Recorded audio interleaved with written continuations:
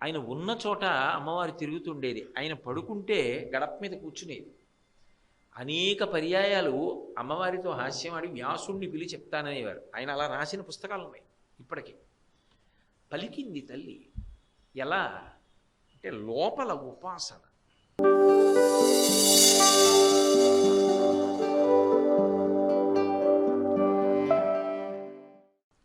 కంచి కామకోటి పీఠాధిపత్యం వహించిన మహాపురుషులు చంద్రశేఖరేంద్ర సరస్వతి స్వామివారు ఆ రోజుల్లో ఒక మాట అనేవారు.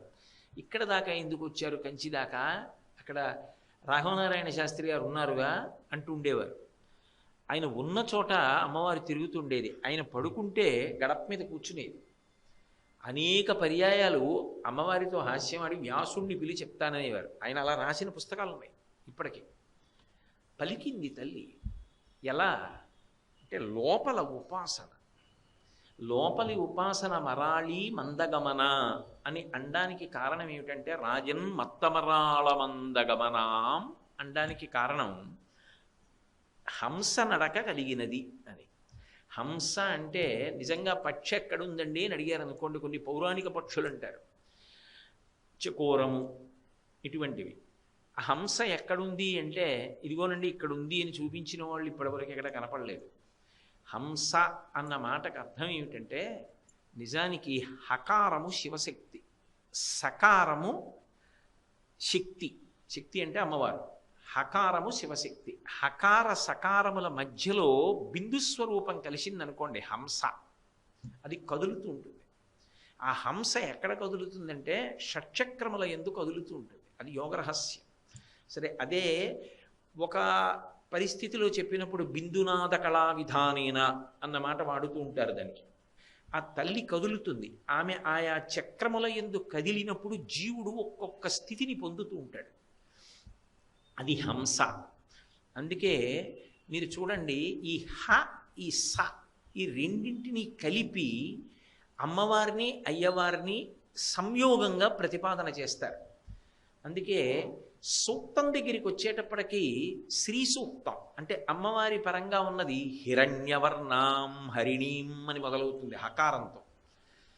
అయ్యవారి మీది సహస్రశీర్ష పురుష అని మొదలవుతుంది. ఈ హకార సకారముల మధ్యలో బిందుస్వరూపం ఉంటుంది. అప్పుడు హంస. ఈ హంస మరాళీ మందగమన, మెల్లగా నడుస్తుంది. దీని అర్థం ఏమిటంటే యథార్థమునకు ఉపాసనలో దాని అర్థం ఏమి అంటే నువ్వు ఎంత ఉద్వేగంగా ఉండి చేస్తుంటావో అంతగా ఆమె నీకు పట్టుపడకుండా ఉంటుంది. కామము క్రోధము ఈ రెండు అక్క చెల్లెళ్ళు. అందుకే రాగస్వరూప పాషాఢ్య క్రోధాకారాంకుశోజ్వల. రాగమున్న చోట క్రోధం ఉంటుంది, క్రోధమున్న చోట రాగం ఉంటుంది. ఈ రెండు పాశములే. అయితే ఈ రెండు ఎక్కడుంటాయో అక్కడ ఉద్వేగం ఉంటుంది. ఎక్కడ ఉద్వేగం ఉన్నదో అక్కడ ఊపిరి ఎందు చురుకుతనం ఉంటుంది. చాలా వేగంగా ఊపిరి తీసి చాలా వేగంగా ఊపిరి వదిలిపెడతారు. ఎంత వేగంగా ఊపిరి తీసి ఎంత వేగంగా ఊపిరి వదిలిపెడుతున్నాడో ఉపాసనకి అంత దూరంగా ఉన్నాడని గుర్తు. ఆసనం అంటే కూర్చోవడం, ఉపాసన అంటే దగ్గరగా కూర్చోవడం. దగ్గరగా కూర్చునుట అన్న మాటకు అర్థం ఏంటంటే నువ్వు మనసుతో ఎంత పట్టుకుంటున్నావు, ఆమె కదలికలను ఎంత పట్టుకుంటున్నావు. ఆమె కదలికని పట్టుకున్నది నిజం అనుకోండి, మీకు పూజ యందు అన్ని ఉపచారములు జరగవు. యథార్థానికి ఏదో ఒక్క ఉపచారం చేసేటప్పుడు ఏమవుతుందంటే రోమాంచితమైపోయి కన్నుల వెంట ఆనంద భాష్పాలు కారుతూ రెండు చేతులు ఇలా చాపి అలా ఉండిపోతాడు. శంకర భగవత్పాదులు సౌందర్యలహరిలో ఒక శ్లోకం చేశారు. కదా కాళీమాత కదయ కలితాలక్తకరసం పిబేయం విద్యార్థీ తవ చరణ నిర్నీజన జలం ప్రకృత్యా మూకానామపి చ కవితా కారణతయా అంటూను. కథా దత్తేవాణి ముఖ కమలతాంబూలరసతాం అంటారు. పాదయోహో పాద్యం సమర్పయామి అంటాం. అన్నప్పుడు ఏదో తామలపాకుతో ఇలా నీళ్లు తీసి ఇలా ఓసారి అనేస్తాం. అది ఊపిరి వేగంగా ఉంది, పట్టుకోలేకపోయాడని గుర్తు. ఉపాసన అంటే నిజానికి అలా అమ్మవారి పాదాలు కడగాలి అని అనుకున్నాడు అనుకోండి, ఆమె రాజాధిరాజేశ్వరి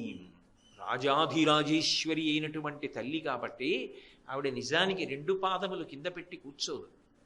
ఆవిడ ఒక పాదాన్ని పాదపీఠం మీద పెట్టి ఒక పాదాన్ని ఎత్తి రెండవ తడ మీద వేసి కూర్చుంటుంది. అలా కూర్చున్నప్పుడు నిజానికి పాదములు కడగాలని మీరు అనుకున్నారనుకోండి, ఆమె అనుమతి ఇచ్చి రెండో పాదం కిందకి దింపాలి. అందుకే ఏకన్యంచన తిక్షమం మమపరంచ ఆకుంచ పాదాంబుజం మధ్యే విష్టర పుండరీకమభయం విన్యస్య హస్తాంబుజం త్వాం పశ్యేమ నిషేదుషీం ప్రతికలంకారుణ్యకూలంకష స్ఫారాపాంగతరంగమంభముదురం ముగ్ధం ముఖం బిభ్రతి. అమ్మా, నా కోసం రెండవ కాలు కూడా విడిచిపెట్టమ్మా అంటే ఆ తల్లి ప్రేమతో రెండో కాలు తీసి కిందకి దింపుతున్నప్పుడు ఆ కాలుకున్న మంజీరముల సవ్వడి వినపడుతుంది. అది ఎవడు వినగలడో, ఎవడు అలా పూజ చెయ్యగలడో వాడికి వినపడుతుంది. అందుకే ఎప్పుడూ కూడా పూజ చూసే ప్రయత్నం చేయకండి అంటారు. ఎందుకంటే నిజంగా పూజ చేసేటటువంటి దక్షత ఉన్నవాడి పూజ చూశారనుకోండి, అది ఒక పిచ్చివాడి పూజలో ఉంటుంది. ఆయన పూజ రాదనమాట అండి. ఇన్నాళ్ళు మనం ఏదో ఆయన పెద్ద పూజా దురంధరుడు అనుకున్నాం. నిజంగా ఆయన పూజ చేసి చూస్తే మనం చేసే పూజలు వెయ్యోంతు చేయడైనా పాపం ఆయనకి ఏం రాదండి అలా చేస్తున్నాడు అనుకుంటాం. కానీ ఆయనే నిజమైన పూజ చేస్తాడు. ఎందుకో తెలుసా? పాదయోహో పాద్యం సమర్పయామి అంటే అయిపోయింది ఆయన పూజ. ఎందుకంటే ఆయనకి ఆ రెండో పాదం కనపడుతుంది. ఆయన మనసుతో బంగారు పళ్ళెం పెడతాడు. ఆయన ధర్మపత్ని వచ్చి మల్లెలు జాజులు సంపంగిలు అన్నీ అందంగా పళ్ళెంలో సర్దుతుంది. అప్పుడు అమ్మవారిని ప్రార్థన చేస్తే రెండు పాదములు ఎత్తి ఆ పువ్వుల పళ్ళెంలో పెడుతుంది. ధర్మపత్ని బంగారు కలశంతో నీళ్లు పోస్తుంది. ఈయన కుడి చేత్తో అమ్మవారి పాదాలు కడుగుతూ ఆ చీర కొంగు పైకెత్తి పట్టుకుని ఆ మంజీరం కొంచెం పైకెత్తి అమ్మవారి కాళ్ళు కడుగుతాడు. ఆవిడ కాళ్ళకి పాదములకు అలంకారం చేయబడినటువంటి లత్తుక ఆ నీళ్లలో కడిగి మనం సువాసిని పూజ చేసినప్పుడు నీళ్ళు ఎర్రగా ఉంటాయే అటువంటి ఎర్రటి నీళ్లు తయారవుతాయి. ఆవిడ పాదములకు సహజ సుగంధం ఉంటుంది. ఆవిడ ఒళ్ళంతా సుగంధభరితం.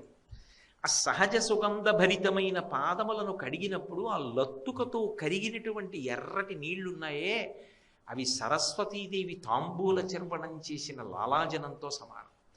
ఆ తీర్థాన్ని ఒక్క ఉద్ధరణుడు ఇలా పుచ్చుకున్నవాడు ఉంటాడే వాడికి వచ్చే సరస్వతీ కటాక్షం అనన్యసామాన్యం.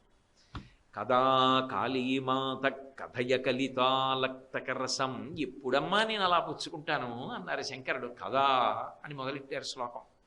అంటే అసలు మనసు అలా నిలబడి చూడగలిగితే తప్ప ఆ ఉపాసన సిద్ధించదు.